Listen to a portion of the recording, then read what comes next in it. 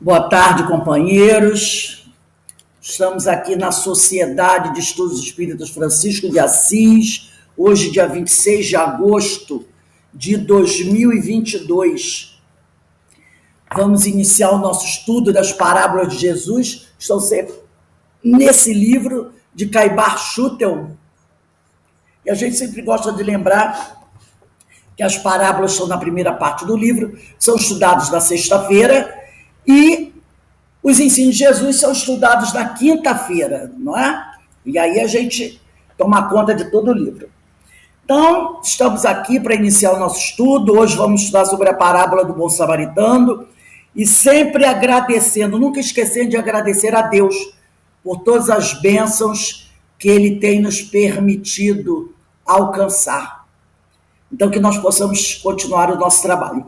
Como eu falei com todos vocês, eu mandei no zap de vocês, que nós íamos ter a necessidade do Evangelho segundo o Espiritismo, que era para o pessoal abrir na introdução, lá no início do Evangelho, tá? Item 3, notícias históricas, tá?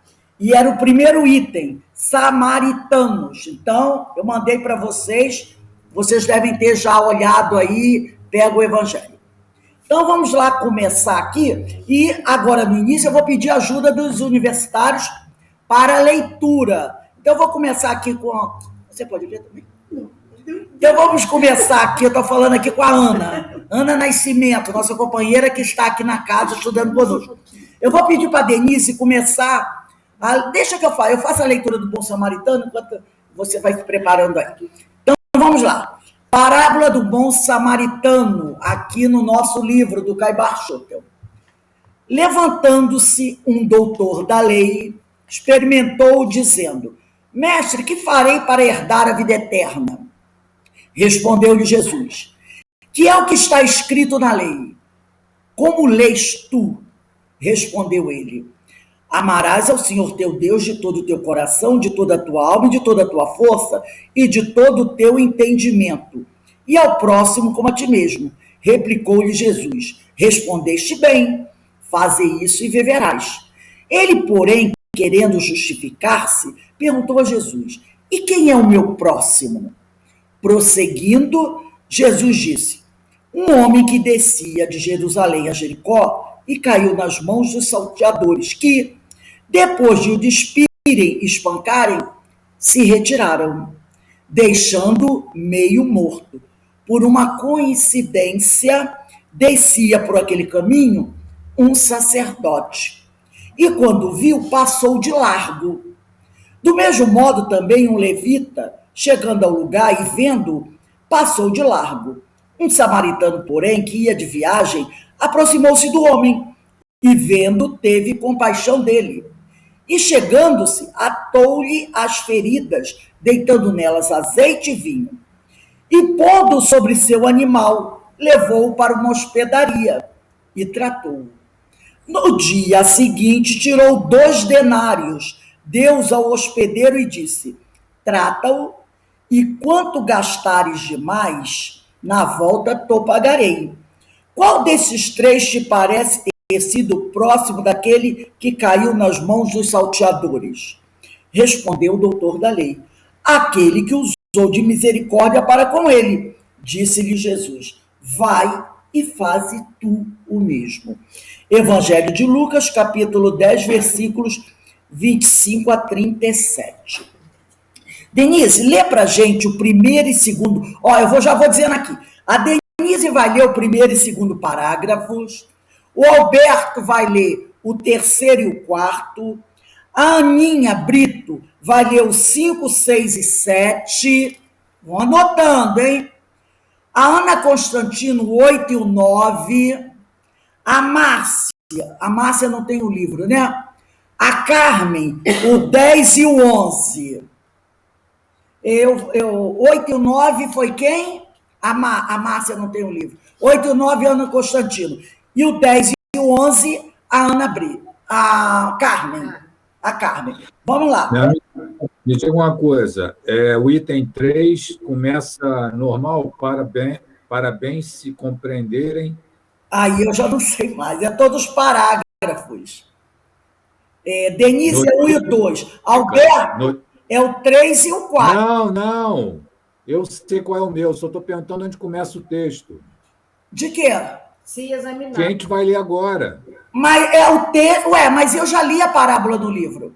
É o que está embaixo. Não, não, filha. Na introdução, não é o item 3? Não, eu estou nesse livro aqui. Ah, pensei Eu que era li. no livro lá. Não, eu li. Não, o evangelho é outra coisa. Eu li para vocês a parábola do bom samaritano. Então tá. Tá? Você vai ler o terceiro e quarto parágrafo Isso. do texto isso. do Caibar, da reflexão do Caibar, porque eu já li a parábola. Bom? Vamos lá, Denise. Se examinarmos atentamente a doutrina de Jesus, veremos em todos os seus princípios a exaltação da humanidade e a humilhação do orgulho. As personalidades mais impressionantes e significativas de suas parábolas são sempre os pequenos, os humildes, os repudiados pelas seitas dominantes, os excomungados pela fúria e ódio sacerdotal, os acusados pelos doutores da lei, pelos rabinos, pelos fariseus e escribas do povo.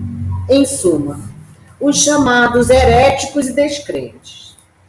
Todos estes são os preferidos de Jesus e julgados mais dignos do reino dos céus que os potentados da sua época, que os sacerdotes ministradores da lei, que os grandes, os orgulhosos, os representantes da alta sociedade. Leiam a passagem da mulher adúltera, a parábola do publicano e do fariseu, a do filho pródigo, a da ovelha perdida, a do administrador infiel, a do rico e o Lázaro. Vejam o encontro de Jesus com Zaqueu ou com Maria de Betânia, que lhe ungiu os pés.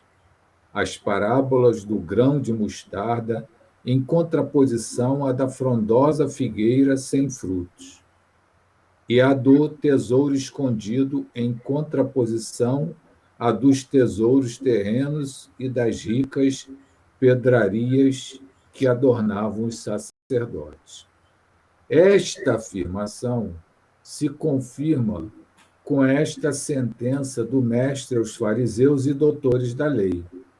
Em verdade vos afirmo que as meretrizes e os pecadores vos precederão no reino dos céus. Então ele faz uma alusão aqui a essas parábolas, né? Parábola da mulher adúltera, do publicano, a do fariseu, do filho pródigo, da ovelha perdida, do administrador infiel, a do rico, do Lázaro. Jesus sempre falando sobre aqueles que são mais aqueles espíritos que é chamado de pecadores. Jesus sempre trabalhando esses espíritos, né? Por isso que ele fala aqui: em verdade vos afirmo que as meretrizes e os pecadores vos precederão no reino dos céus. Por quê?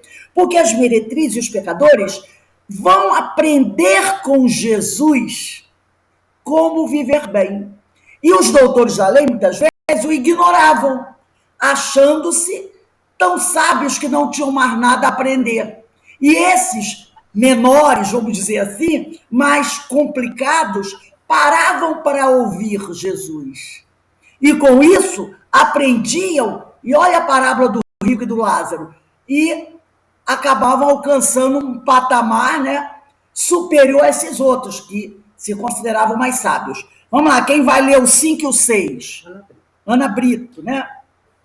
E para que melhor testemunho desta verdade, que aparece aos olhos de todos os que penetram o Evangelho em espírito, porque esta parábola do bom samaritano.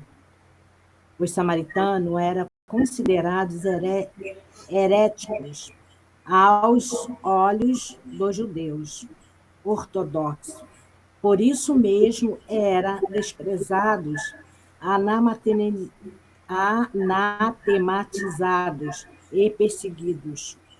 Pois bem, esse que, segundo a afirmação dos sacerdotes, era um descrente, um condenado, foi justamente o que Jesus escolheu como figura preeminente de sua parábola. O interessante ainda é que a referida parábola foi proposta a um doutor da lei, a um judeu de alta sociedade, e que, para tentar o mestre, foi inquiri-lo a respeito da vida eterna. Os judeus... Não, agora é Ana Constantino. Ana Constantino lê 2 parágrafos. Tá.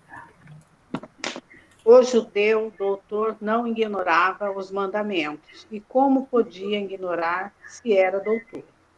Mas com certeza não os praticava. Conhecia teoria, mas não desconhecia a prática. O amor de toda a alma e de todo o coração e de todo o entendimento e de toda a força que o doutor judeu conhecia. Não era ainda bastante para fazê-lo cumprir seus deveres para com Deus e o próximo. Amava como amava os fariseus, como os escribas amavam e como amam os sacerdotes atuais, os padres contemporâneos e os doutores da lei do nosso dia. Era um amor muito diferente e, quiçá, oposto ao que preconizou o Filho de Deus.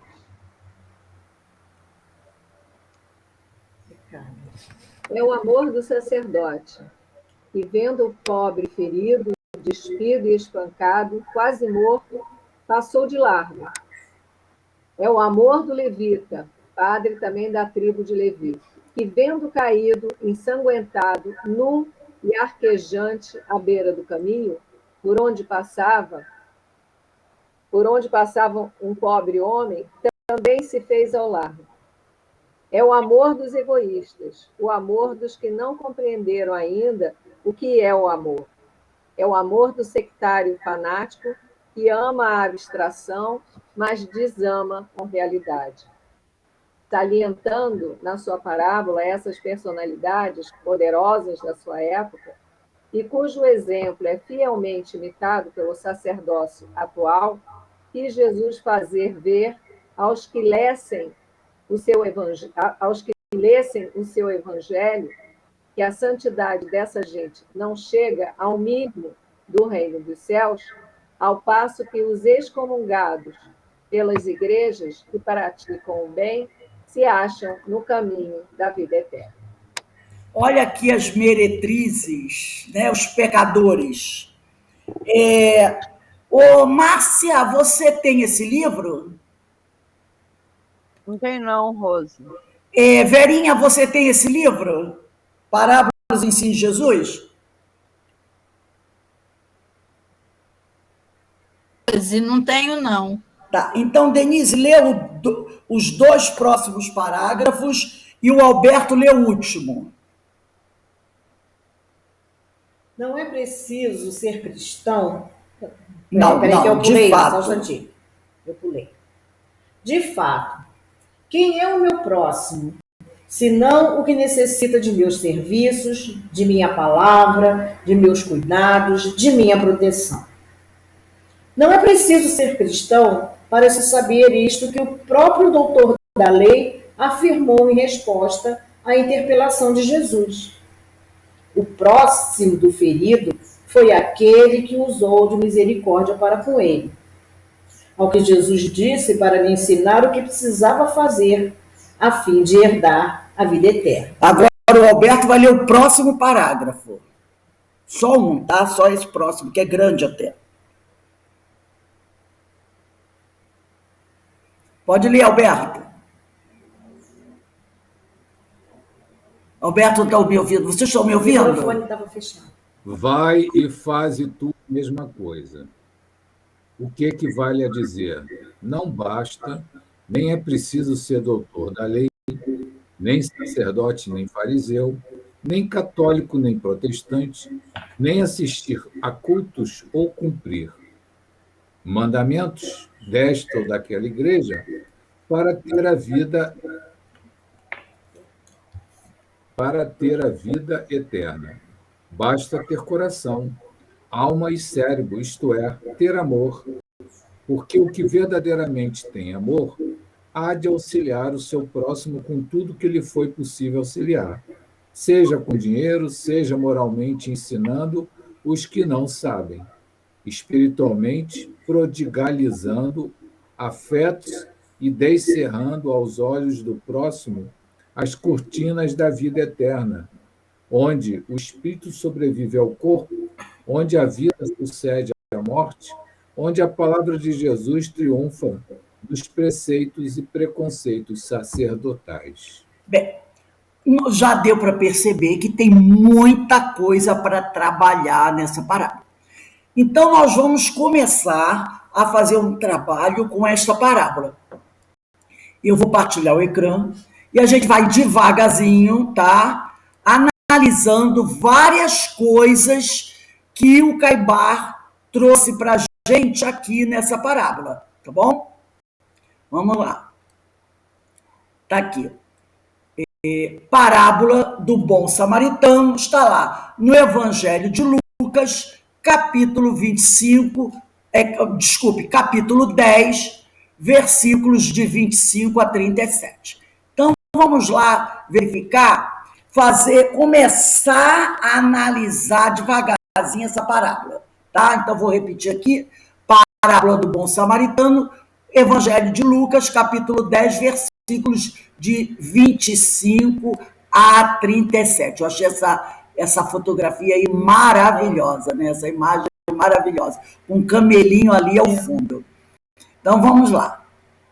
Em termos cronológicos, esta passagem se dá quando Jesus vai a Galileia, saindo da Judéia e passando pela Samaria, no momento posterior da conversa com a mulher samaritana, no poço, em um longo e rico diálogo. Então, ele colocou mais ou menos quando acontece isso. Jesus vai a Galileia, sai da Judéia, passa pela Samaria, no momento posterior da conversa de Jesus com a mulher samaritana, né? Samaria era o caminho mais natural a ser feito. Era aquele famoso corta-caminho, não é? Para tornar a viagem mais rápida. Mas não era feito pelos judeus e galileus, que davam a volta para evitar a Samaria e os samaritanos. Mas Jesus não deu a volta. Faz o caminho reto e passa pela Samaria. E aí ele vai encontrar a mulher do poço, né? Lá do poço, que é outra história. Porque Jesus sabia que o povo não gostava de passar por ali. Dava a famosa volta. Podia demorar mais 1, 2 dias de viagem. E Jesus, não tem problema nenhum, vou no caminho reto, economiza o tempo. Mas é lógico que o mestre tinha outra. Ele não ia fazer isso só para irritar nem seus discípulos, nem os samaritanos. Ele tinha outras razões para fazer esse caminho diferente, que os galileus e os judeus não faziam. Vamos refletir, inicialmente, para entender o motivo que levou Jesus a escolher um samaritano para simbolizar o exercício da misericórdia. Então, nós já estamos aqui conversando, já dando um spoilerzinho, né? Dizendo que a parábola do bom samaritano vai tratar do exercício da misericórdia. E aí a pessoa fala assim, exercício da misericórdia? Sim, porque a misericórdia, assim como o amor, a fraternidade, a indulgência, precisam ser exercitadas para que a criatura aprenda a fazer. Ninguém vai ser misericordioso assim. Hoje eu acordei e aprendi a ser misericordioso. Não, a misericórdia, a fraternidade, a indulgência, o amor são coisas que nós vamos praticando. Então, essa parábola vai simbolizar o exercício da misericórdia. E Jesus escolheu um samaritano, que era considerado herético, como disse o Caibá. O que é ser um herético? É ser idólatra, adorar vários deuses, é ser um herege, um blasfemador, um profano. Era assim que os doutores da lei consideravam o samaritano. E a gente vai entender o porquê, né? Porque existia entre eles, entre os galileus, entre os judeus e os samaritanos, uma contenda, uma disputa, uma animosidade. Eles não se davam, apesar de ser tudo um povo só. Mas eles não se davam. E aí Allan Kardec, no Evangelho segundo o Espiritismo, no item 3, causas históricas, vai nos falar sobre os samaritanos. Ele vai explicar, Allan Kardec, o porquê dessa briga entre os judeus e os samaritanos. Denise, lê para a gente aí no Evangelho segundo o Espiritismo, lá no item 3 da introdução, lá no início, causas históricas, samaritano. Lê aí devagarzinho para a gente entender a razão deles não se darem. Depois do cisma das 10 tribos, Samaria se tornou a capital do reino dissidente de Israel. Destruída e reconstruída por várias vezes, ela foi, sob os romanos, a sede da Samaria, uma das 4 divisões da Palestina. Herodes, dito o Grande, embelezou-a com suntuosos monumentos e, para agradar Augusto, deu-lhe o nome de Augusta, em grego, Sebaste. Augusto era o César. Os samaritanos estiveram quase sempre em guerra com os reis de Judá, uma aversão profunda, datando da separação. Perpetuou-se entre os dois povos que afastavam todas as relações recíprocas. Os samaritanos, para tornar a cisão mais profunda e não ter que ir a Jerusalém na celebração das festas religiosas, construíram um templo particular e adotaram certas reformas. Eles não admitiam senão o Pentateuco, contendo a lei de Moisés, rejeitando todos os livros que lhe foram anexados depois. Seus livros sagrados eram escritos em caracteres hebreus da mais alta antiguidade. Aos olhos dos judeus ortodoxos, eles eram heréticos e, por isso mesmo, desprezados, anatematizados e perseguidos. O antagonismo das duas nações tinha, pois, por único princípio, a divergência das opiniões religiosas. Embora suas crenças tivessem a mesma origem, eram os protestantes daquela época. Encontram-se ainda hoje samaritanos em algumas regiões do Levante, particularmente em Naplouse e Jaffa.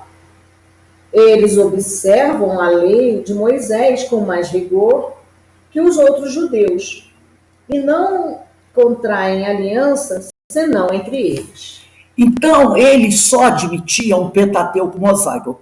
Que livros eram esses? O Êxodo, o Deuteronômio, o Levítico, o livro de Números, né? Esses livros que eles sabiam que Moisés tinha escrito no deserto, né? Então tá lá. Vamos lembrar esses livros, quais são? Tá aqui. Vamos lá. Deuteronômio, o Êxodo, que é o primeiro, né? Depois vem o livro de Êxodo, o livro de Números, o livro do Deuteronômio, o livro do Levítico, e tem mais um, qual é, Denise? Que eu esqueci agora. Gênesis. A Gênesis. Na realidade, Gênesis é o primeiro. Gênesis, Êxodo, aí depois vem Deuteronômio, Números, Levítico. Eles só aceitavam esses. Olha, aquele livro, por exemplo, o livro de Esther, o livro de Ezequiel, o livro de Isaías, o livro de Reis, nada disso eles aceitavam no Novo Testamento. Só esses 5 livros. E também um grande problema dos judeus com eles foi, isso nós estudamos quando estudamos a história do povo hebreu. Quando houve o grande êxodo, uma parte deles ficaram na Palestina e os outros foram levados para a Babilônia. Quando os judeus voltaram, os judeus receberam ajuda do povo lá da Babilônia, né, para construir o templo. E aí eles disseram, a gente quer ajudar vocês a construir o templo. Aí os judeus disseram que não, porque como eles tinham ficado, muitos deles tinham casados com povos pagãos. E vocês sabem como o judeu, né, é muito fechadinho ali, não aceitava se misturar. Então consideravam eles pagãos, profanos, e aí começou essa briga.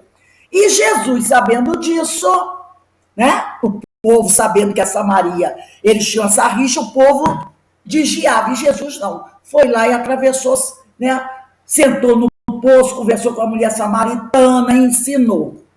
Bem, aí, o porquê que Jesus, quando vai falar sobre a parábola do bom samaritano, essa parábola, ele escolhe quem para ser o personagem principal? Um samaritano, um adversário, um inimigo dos galileus, um inimigo dos judeus, né?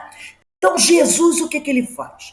Ele aproveitou aquele momento para oferecer uma lição de sabedoria àquele doutor da lei que está em Lucas capítulo 10, versículo 25, que eu estava tentando. Está aqui, ó. Está aqui no 7º parágrafo do texto do Caibar. Diz assim, ó, pois bem, é no texto das explicações de Caibar. Diz assim, pois bem, esse que, segundo a afirmação dos sacerdotes, era um descrente, um condenado, foi justamente o que Jesus escolheu, o tal do samaritano, como figura preeminente em sua parábola. O interessante ainda é que a referida parábola foi proposta a um doutor da lei. Jesus propôs a parábola para um doutor da lei, né? A um judeu de alta sociedade que, para tentar o mestre, foi inquiri-lo a respeito da vida eterna. Então, quando o doutor da lei foi falar com Jesus, ele não chegou lá, mestre, né? O que é preciso fazer? Não, ele foi para tentar ver se Jesus caía numa contradição. Tanto que ele começa a ter aqui, eu peguei o Novo Testamento, está aqui no capítulo 10, versículo 25, ele diz assim, mestre, ele usa esse termo carinhoso, que devo fazer para receber em herança a vida eterna? Ele usa essa expressão carinhosa, mestre, mas não, era uma ovelha em pele de cordeiro. Ele queria ver... Era um lobo. Desculpe, ele era um lobo em pele de cordeiro. Ele queria ver se Jesus caía em contradição. Está lá em 10, versículo, Lucas 10, versículo 25. Então, Jesus disse assim, eu vou propor essa parábola para você, já que você está me tentando, né? Então, Jesus fez isso. E, na realidade, o doutor da lei, ele nada desejava aprender, porque eram os pseudo-sábios, que achavam que sabiam de tudo. Então, o que ele acredita? Como é que ele ia pensar? Esse homem... Rose. Oi. Olha só, tem mais de um microfone aberto? Está dando muito eco aqui para mim. Então, alguém deve estar com o microfone aberto. Dá uma olhadinha aí, Denise. Está dando muito eco, desde a primeira aula. Os meus, que eu saiba, são todos fechados. São todos fechados, só o meu que está aberto. Tem mais o seu aí, Denise? Alguém? Meus dois Qualquer estão coisa aí, ó. Coloca o seu para ver Mas se. estão Estão fechados? Não. Não tem na Verinha? Então, Tá bom, então. o doutor da lei era um pseudo-sábio. Aquele que achava que sabia tudo. Não tinha nada que aprender, ele pensava.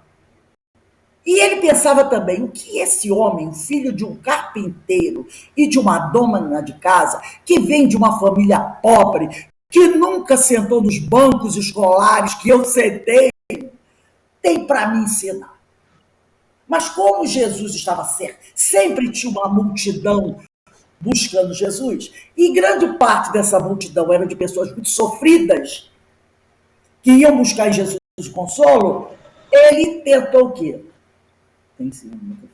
Eu vou tentar derrubar, eu vou tentar tirar esse homem, tá? Eu vou tentar derrubar. Então ele entra com essa conversa, tá? Ele se considerava um sábio e acreditava que Jesus era um impostor. Muitas vezes os doutores da lei, e quando a gente fala doutor da lei, não vamos ficar presos lá há 2000 anos atrás. Nós temos hoje doutores da lei. Esses doutores da lei do passado tentaram colocar Jesus em situações difíceis várias vezes, né? Por quê? Eles estavam acostumados à hipocrisia, ao parecer em detrimento do ser. Nós temos hoje em dia muitos doutores da lei que tentam colocar o evangelho de Jesus em xeque. Há muitos doutores da lei hoje, né? E não é só nas outras religiões, não. Na nossa também. Então, quando ele fala doutor da lei, é em várias religiões que tentam colocar o evangelho de Jesus em xeque. O que eles estão fazendo? Fazendo o que aquele doutor da lei fez, tentando Jesus. Entendeu?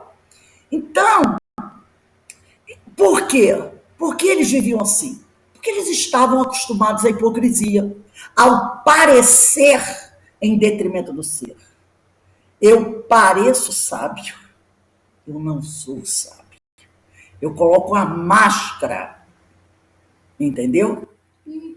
Caiu. Ah, que pena. Que pena. Momentos. Não, agora tá falando.